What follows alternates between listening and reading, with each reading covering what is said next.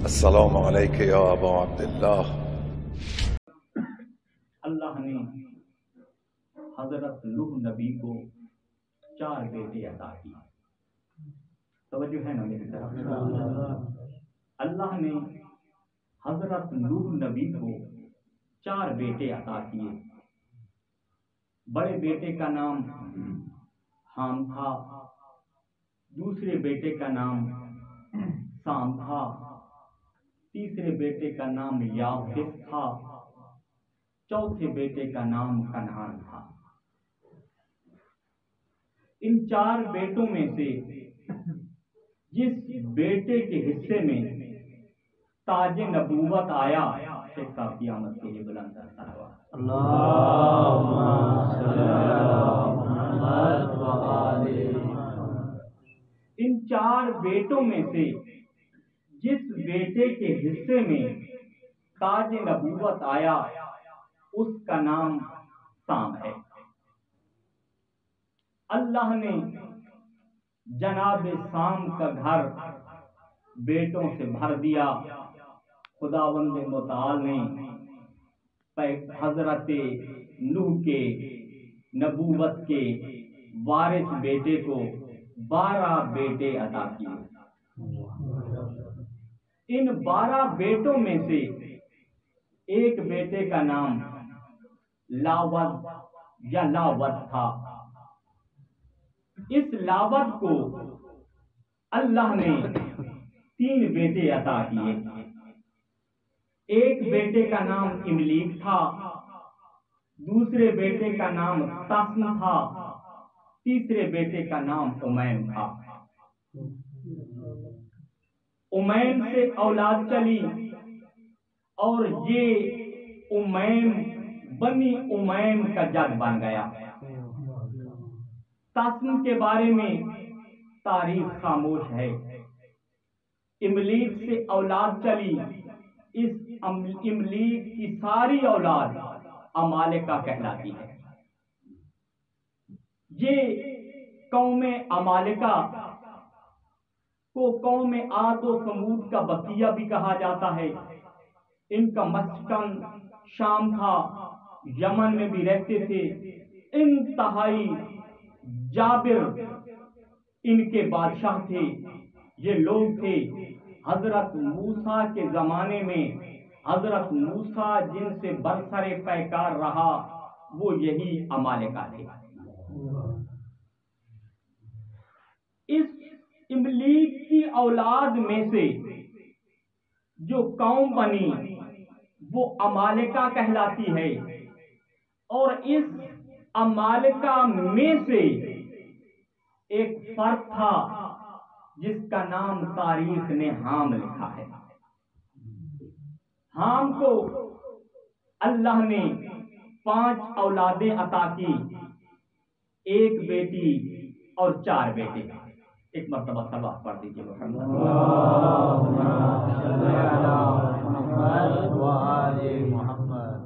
عمالقہ میں سے ایک فرد جس کا نام حام، حام کی 5 اولادیں، ایک بیٹی 4 بیٹے۔ بیٹی کا نام سلمہ، بڑے بیٹے کا نام غمیم، چھوٹے بیٹے کا نام مذل، تیسرے بیٹے کا نام فائد اور چوتھے بیٹے کا نام خدق تھا۔ اب قوم عمالقہ کا مسکن تو شام تھا، یہ شام میں رہتے تھے، کچھ یمن میں رہتے تھے۔ اب حام کا یہ 5 افراد پہ مشتمل گھرانہ اپنے آبائی وطن کو چھوڑتا ہے، مختلف علاقوں میں بکھر جاتا ہے۔ خدق چلتے چلتے ایک ایسے مقام پہ آیا جو اس وقت مدینہ منورہ سے 130 کلومیٹر کے فاصلے پہ تھا۔ خیبر اور اس کا درمیانی فاصلہ 10 کلومیٹر تھا۔ یہ بڑا وسیع و عریض علاقہ تھا۔ خدق اپنے اہل و عیال کے ساتھ یہاں بس گیا یہاں رہنے لگا، اس کو دیکھتے ہوئے قوم عمالقہ کے باقی افراد بھی فدق کے ارد گرد گھر بنانے لگے۔ اب یہاں پہ جتنی قوم بسی، عمالقہ کی بسی، سب سے پہلے فدق آیا۔ جب فدق اس دنیا سے چلا گیا تو اہل علاقہ نے اس پورے منطقے کا نام فدق رکھ دیا۔ اب یہ فدق کے نام سے علاقہ بن گیا۔ جب یہاں لوگ رہنے لگے، کیونکہ یہاں کے چشمے بہت میٹھے تھے، پانی فراوان مقدار میں موجود تھا، زمین بڑی زرخیز تھی، تو یہاں پر آبادی بڑھنے لگی۔ آبادی بڑھتی رہی، قوم عمالقہ یہاں پہ آباد ہوتی گئی۔ کچھ عرصہ بعد عراق کا ایک بادشاہ آیا، بابر سے اس کا تعلق تھا، تاریخ نے نیو بند اس کا نام لکھا ہے۔ وہ چلتے چلتے فدق کے علاقے میں آیا، پوچھا بھائی یہاں پہ کون رہتے ہیں؟ تو بتایا گیا یہاں قوم عمالقہ رہتی ہے۔ اس نے قوم عمالقہ سے لڑائی کی اور ان کو فدق سے نکال دیا۔ پھر یہ عمالقہ بکھر گئے، فدق کو چھوڑ دیا۔ 10 سال کا عرصہ گزرا، یہ بابلی بادشاہ فدق کے علاقے کو چھوڑ دیتا ہے، چلا جاتا ہے۔ قوم عمالقہ کو پتہ چلا عراق کا بابلی بادشاہ فدق سے چلا گیا ہے، یہ لوگ پھر اکٹھے ہونے لگے، پھر آ کے قوم عمالقہ فدق میں آباد ہو گئے۔ صلوات پڑھ دیجیے محمد علیہ۔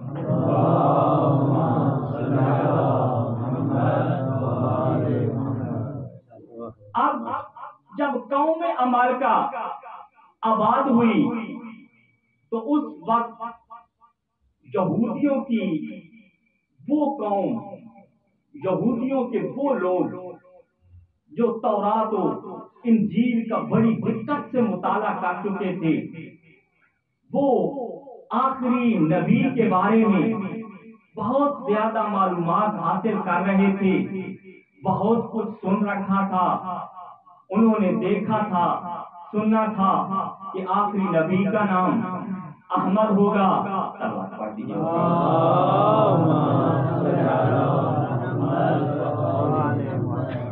اس کی یہ صفات ہوں گی اور وہ مدینہ سے نکلے گا۔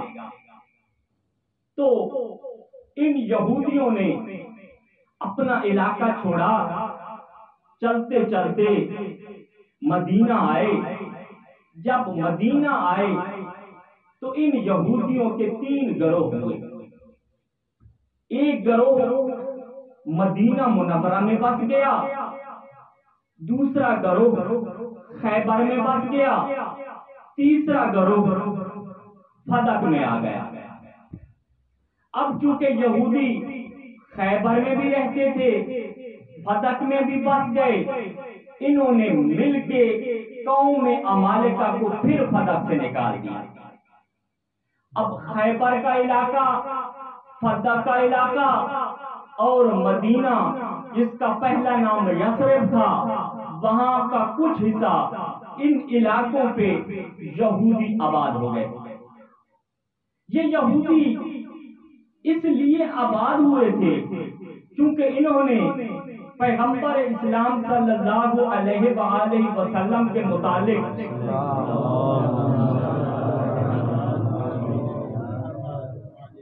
بڑا دقیق مطالعہ کر رکھا تھا کہ انہوں نے مدینے سے مبعوث ہونا ہے۔ ان یہودیوں کی خواہش یہ تھی کہ وہ آخری نبی ہم میں سے ہو۔ اس خواہش کو پورا کرنے کے لیے یہ خیبر میں آباد ہوئے، مدینہ میں آباد ہوئے، فدق میں آباد ہوئے۔ اب جب یہودی فدق میں آئے تو اس وقت فدق کی زمین دو حصوں پہ مشتمل تھی. ایک حصے پہ کھجور کے درخت تھے، ایک حصہ کھیتی باڑی کے قابل تھا. اور یہاں پہ ایک بہت مضبوط قلعہ بنایا گیا جس کا نام شمروخ تاریخ نے لکھا ہے. بہت بڑا بہت مضبوط قلعہ تھا. اس قلعے میں وہ یہودی رہتے تھے جو باقی یہودیوں کے کرتا دھرتا تھے، ان کی تقدیر کے فیصلے کرتے تھے، ان کو مشورے دیتے تھے، ثروت مند لوگ رہتے تھے. باقی جو غریب یہودی تھے وہ فدق کے علاقے میں جھونپڑیاں بنا کے رہ رہے تھے. اب یہ جو غریب طبقہ تھا وہ کھیتی باڑی کا کام کرتا تھا اور باقی جو ہے کھجور کو دیکھتے تھے. اکثر یہاں کے رہنے والے کھیتی باڑی کرنے والے تھے، شجاع لوگ تھے. اور یہاں کی جو چیزیں تھیں تاریخ نے لکھا ہے 3 بڑی مشہور تھی. توجہ ہے نا میری طرف؟ غور تو نہیں ہو رہے؟ صلوات پڑھ دیجیے محمد وآلہ.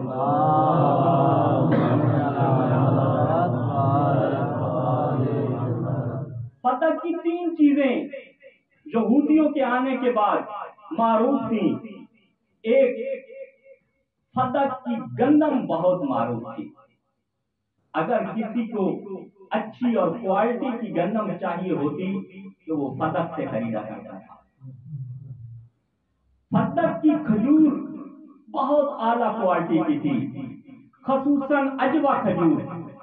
اور جو ارد گرد کے لوگ تھے وہ جب آتے وہ تو لیتے ہی تھے، لیکن دور دراز کے علاقوں تک فدق کی کھجور کا چرچا ہو گیا. وہ اگر کبھی مدینہ سے گزر رہے ہوتے تو وہ فدق ضرور آیا کرتے تھے. کیوں آتے تھے؟ یہاں کی کھجور خرید کے اپنے گھر والوں کے لیے لے جایا کرتے تھے. 2 چیزیں. تیسری چیز، یہاں چادریں بنا کرتی تھی، کپڑے کی چادریں. یہاں کی چادریں بہت معروف تھیں. اسی وجہ سے پیغمبر اسلام صلی اللہ علیہ وآلہ وسلم کے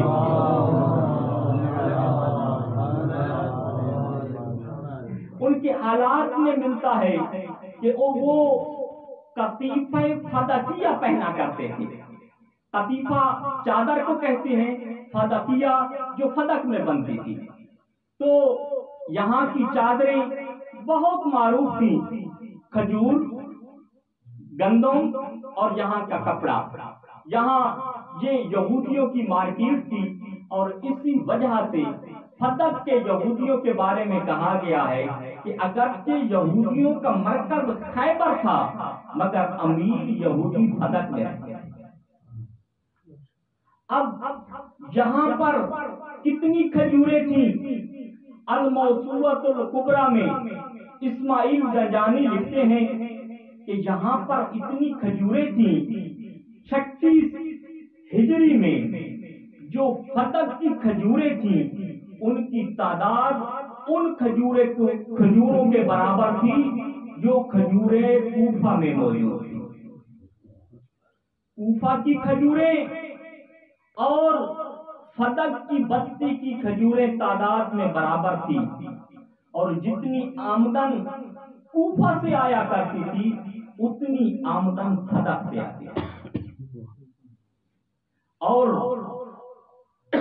اسماعیل زنجانی کوئنی لکھتے ہیں یا وہ یہ موسوعہ لکھ رہے تھے اس دوران لکھتے ہیں کہ اس سے 60 سال پہلے یہاں پر کھجوروں کے درختوں کی تعداد 20,000 تھی. اور یہ جو فدق کا علاقہ تھا 1975 میں یہاں پر 21 قریے آباد تھے. اتنا فدق کا یہ علاقہ تھا. اور پھر یہ فدق کا علاقہ یہودیوں کے پاس رہا. یہودی اس کو استعمال کرتے رہے۔ جب پیغمبر اسلام صلی اللہ علیہ وآلہ وسلم مدینہ ہجرت کر کے آئے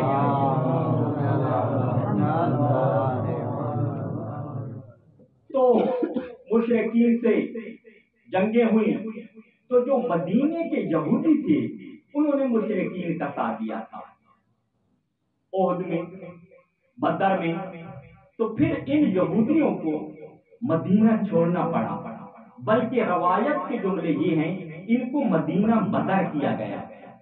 یہ یہودی مدینہ میں رہنے والے نکلے، خیبر میں جا کے بس گئے، اپنی خفت کا بدلہ لینے کے لیے انہوں نے خیبر کے یہودیوں سے مل کے مسلمانوں سے بدلہ لینے کا پروگرام بنایا۔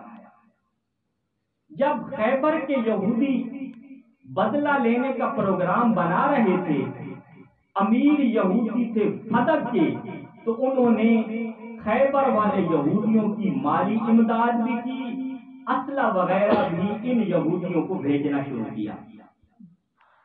امیر المومنین کو اللہ کے رسول نے 100 بندوں کے ساتھ بھیجا کہ یا علی جائیں اور فدق والوں کو متنبہ کریں کہ یہ کام نہ کریں، مگر وہ باز نہ آئے۔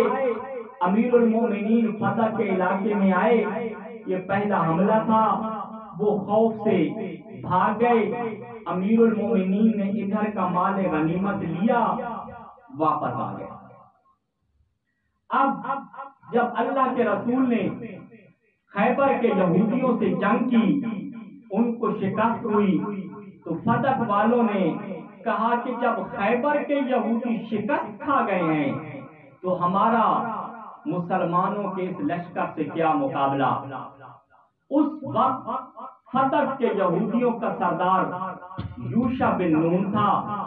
اس یوشع بن نون کو انہوں نے اللہ کے رسول کے پاس بھیجا، کہا جاؤ ہم اللہ کے رسول سے مصالحت کرتے ہیں، ہماری یہ جو زمین ہے، بعض روایات میں ہے پوری زمین دی تھی، بعض روایات میں ہے آدھی زمین دی تھی فدق کی، کہ یا رسول اللہ آپ یہ آدھی یا پوری زمین فدق کی لے لیں اور ہمیں جان کی امان دیں۔ یوشع بن نون یہ پیغام لے کے آیا، اللہ کے رسول نے کچھ دیر تفکر کیا، روایت کے جملے ہیں پھر اللہ کا رسول مسکرانے لگا، کہا ٹھیک ہے۔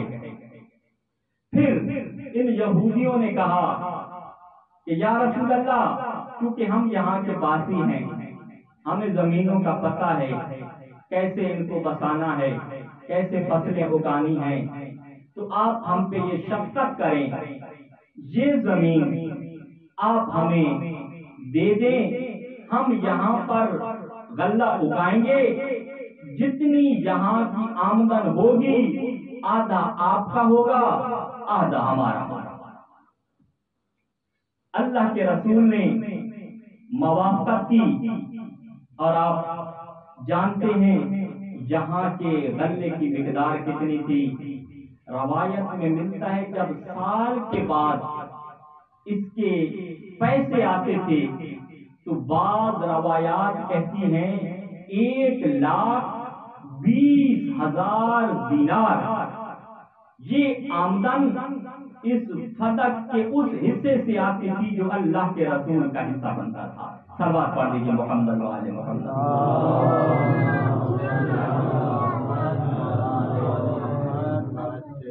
لیکن یہ بات ایسی ہے میں آپ کو سمجھا نہیں سکا، تھوڑا حساب کتاب کر کے 1,20,000 دینار میں سمجھاتا ہوں کہ اگر ان کا آج کے روپیوں میں حساب کریں تو کتنا حساب بنتا تھا، کتنے پیسے کتنے دینار آتے تھے سالانہ، 1,20,000 دینار۔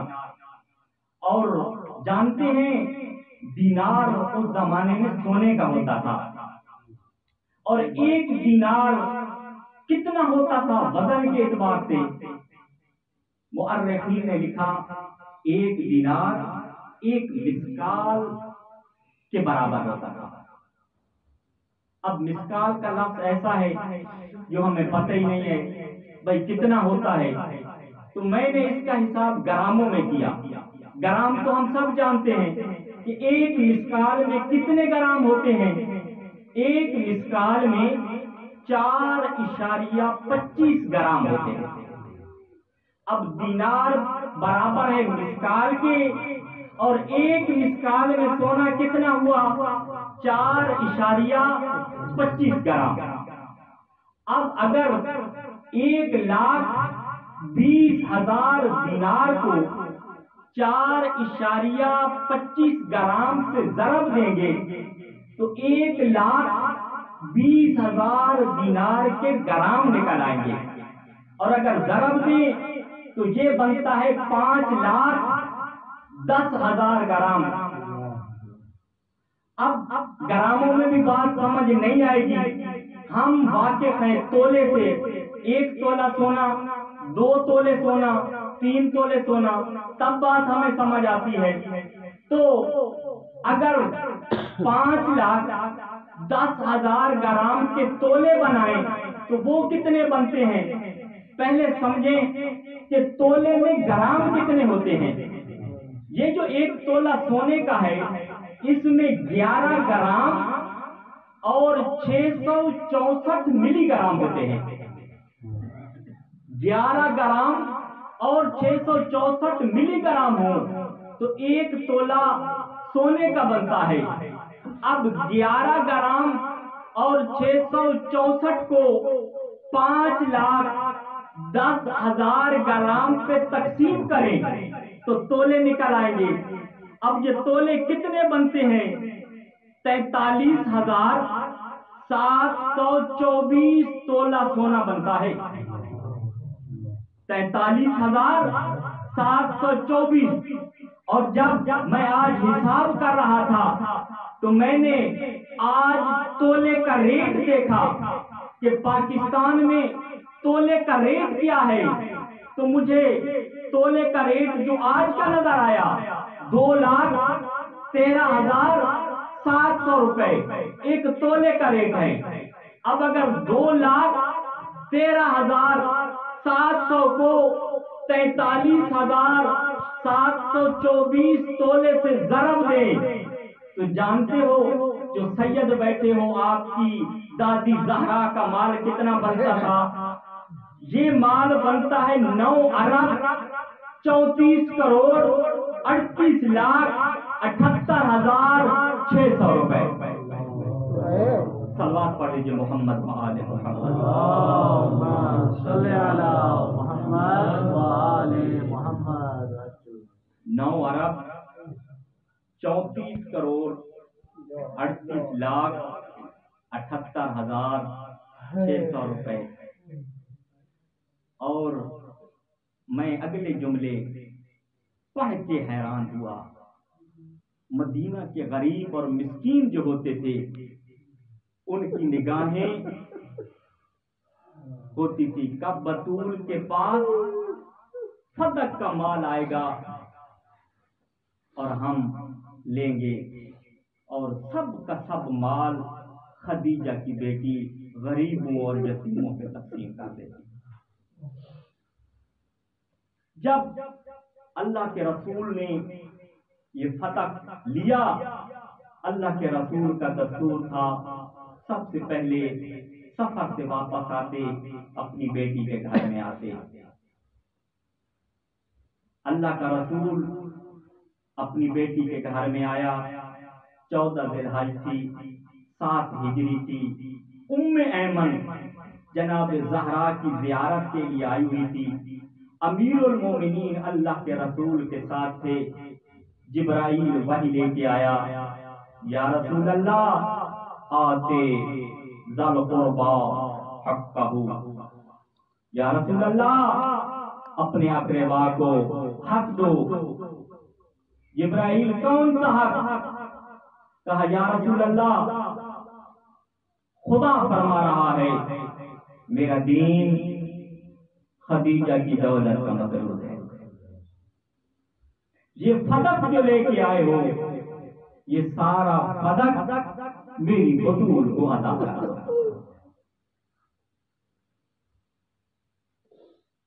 اللہ اکبر۔ روایت کے جملے یہ ہیں کہ جب اللہ کا رسول صدق حبا کر رہا تھا جناب سیدہ کو، مسکرا رہا تھا، خوش تھا، اچانک کیا ہوا؟ اللہ کے رسول کے چہرے پہ اداسی چھا گئی، مسکراتا ہوا رسول غمگین ہو گیا اور آواز دی، میری بیٹی ایک ادیم بھی لے آؤ، ایک قلم بھی لے آؤ۔ کیوں بابا؟ وہ میری شہزادی حبے کی تحریر میں لکھ کے دینا چاہتا ہوں۔ بابا لکھ کے دینے کی کیا ضرورت؟ نہیں میری شہزادی، میں تحریر لکھ کے دینا چاہتا ہوں۔ کہا یا علی، ادیم کو لو، قلم کو لو، وہ عبارت لکھو جو میں لکھوں۔ پہلا جملہ اللہ کے رسول نے لکھوایا، واہبا محمد بن عبداللہ بن عبد المطلب بن ہاشم بن عبد مناف هذه القرية المعلومة بحدودها على فاطمة وقفا محرما على غيرها مؤبدا عليها من بعدها على ذريتها فمن بدله بعد ما سمعه فإنما اسمه على الذين يبدلون إن الله سميع عليم۔ اب دیکھنا میری طرف، جب یہ تحریر لکھی گئی، قسم بخدا علی سے اللہ کے رسول نے یوں وثیقہ لے کے ہاتھوں پہ اٹھایا، رسول کے ہاتھوں پہ یہ وقت کی تحریر تھی۔ کہا آ میری شہزادی میرے قریب آ۔ جناب بطول قریب آئی، اللہ کے رسول نے یہ تحریر دی، سیدہ نے آنکھوں سے لگائی۔ عزاداروں، وقت کی بات ہے، اتنی دولت بطول سے بابا کا کلمہ پڑھنے والے مانگ لیتے، قسم بخدا علی کا صدقہ اتار کے سب دے دے۔ خدیجہ کی بیٹی تھی نا، جس نے بن مانگے ساری دولت محمد پہ قربان کر دی تھی، اسی خدیجہ کی بیٹی کا نام ہے فاطمہ۔ قسم بخدا مانگتے دیر بھی لگتی، علی کا صدقہ اتار دیتی، مگر مانگا نہیں، غصب کیا۔ مگر غصب کب کیا؟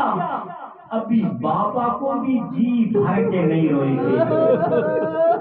بابا کی شہادت کو 10واں روز تھا، اچانک بی بی کے پاس ایک پیغام آیا، زہرا صدق پہ قبضہ ہو گیا ہے، قبضہ ہو گیا ہے۔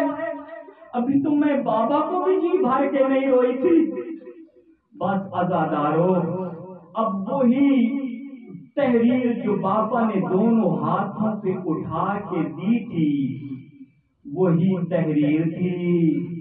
مسجد نبوی کا دروازہ تھا، مسجد نبوی سے جناب زہرا واپس آ رہی تھی، ایک ملعون ملتا ہے اور سوال کرتا ہے، یا بنت محمد ما کے ھذا الکتاب، یہ کون سی کتاب آپ کے پاس ہے؟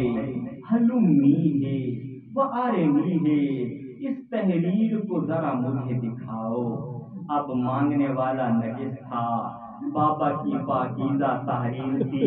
فَأَبَتْ أَنْ تَدْفَعَهُ إِلَيْهِ، بی بی نے تحریر دینے سے انکار کیا، جو سادات بیٹھے ہو مجھے معاف کر دینا.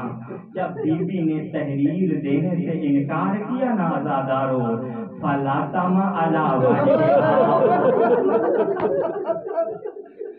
فلا تما علی وجہہا فن کسر قرطہا فارتفع صوتہا بالعنین والبکا.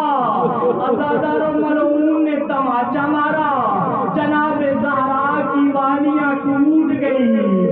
عزادارو روایت کے جملے ہیں فن کا سارا، بالی کھل کے نہیں زمین پہ گری، بالی ٹوٹ کے گری ہے، چونکہ تماچا اتنے زور سے لگا تھا.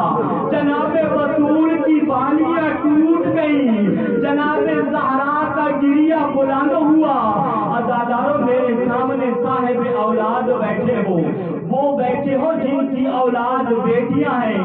گھروں میں یہ منظر آپ نے دیکھا ہوگا، بیٹی کو اگر ماں مارے، باپ گھر میں ہو، قسم بخدا بابا بابا کہتے ہوئے دوڑ کے بابا کے پاس آ جاتی ہے.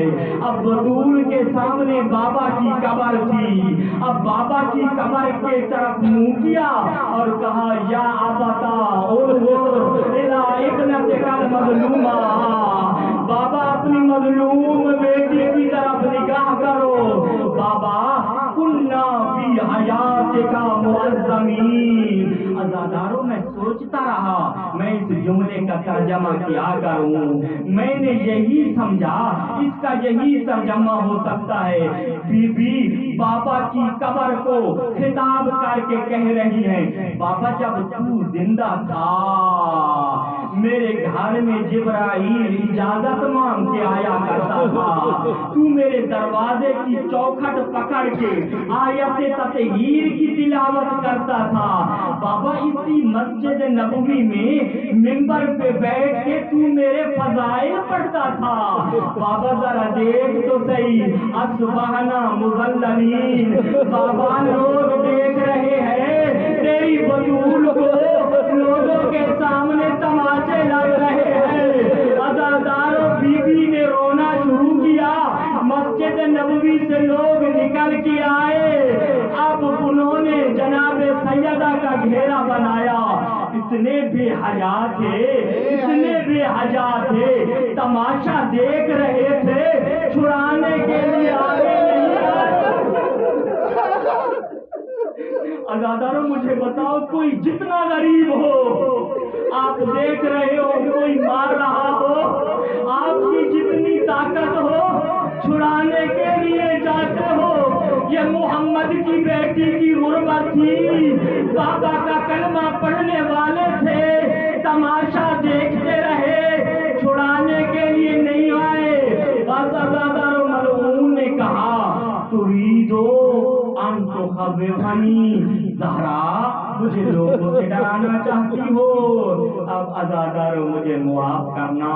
فتقدم الیہا فرافسہا برجلہ، کمینہ آگے بڑھتا ہے. بس عزادارو فرافسہا برجلہ فاوجع جنبہا وبطنہا. اس ملعون نے پہلا پاؤں بیوی کے پہلو پہ مارا، دوسرا پاؤں بیوی کے بطن پہ مارا. کتنے پاؤں مارتا رہا عزادارو، اس وقت تک مارتا رہا جب بطول غاش میں نہ چلی.